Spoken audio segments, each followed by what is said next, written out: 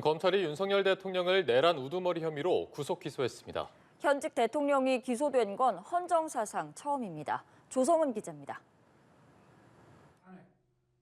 내란 우두머리 혐의를 받는 윤석열 대통령이 구속 상태로 재판에 넘겨졌습니다.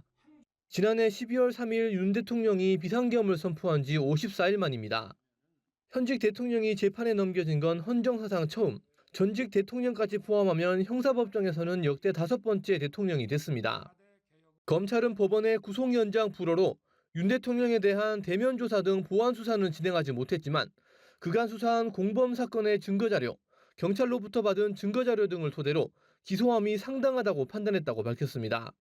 구체적으로 윤 대통령은 위헌 위법한 비상계엄과 포고령을 근거로 국회를 봉쇄하고 선관위 전산 자료를 압수하고 여야 대표와 국회의장 등을 체포, 구금하려 한 혐의를 받습니다.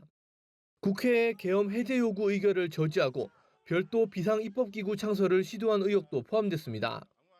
검찰은 앞서 김용현 전 국방장관 등 군 수뇌부를 먼저 재판에 넘기면서 비상계엄을 내란으로 판단했고 윤 대통령을 이들에게 내란 행위 관련 지시를 하다란 정점으로 지목했습니다.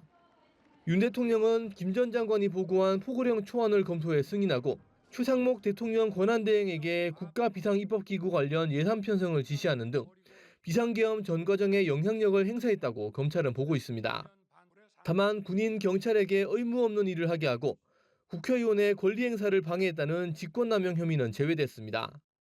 검찰은 현직 대통령에 대한 형사소추 사유가 내란, 외환죄로 제한되고 있는 만큼 직권남용 등은 제외하고 내란 우두머리 혐의만 재판에 넘겼습니다. 검찰은 수사 과정에서 새롭게 밝혀진 사실관계 등을 추가해 100쪽이 넘는 공소장을 준비한 것으로 전해졌습니다. 검찰의 구속 기소로 윤석열 대통령은 최장 6개월간 구속 상태에서 1심 재판을 받게 됐습니다. 앞서 검찰은 기소 결정 전 대면 조사 등 보완 수사가 필요하다고 보고 구속기간 연장을 2차례 요청했지만 법원이 제동을 걸면서 구속기한 만료 직전 윤 대통령을 재판에 넘겼습니다. 연합뉴스TV 조성음입니다.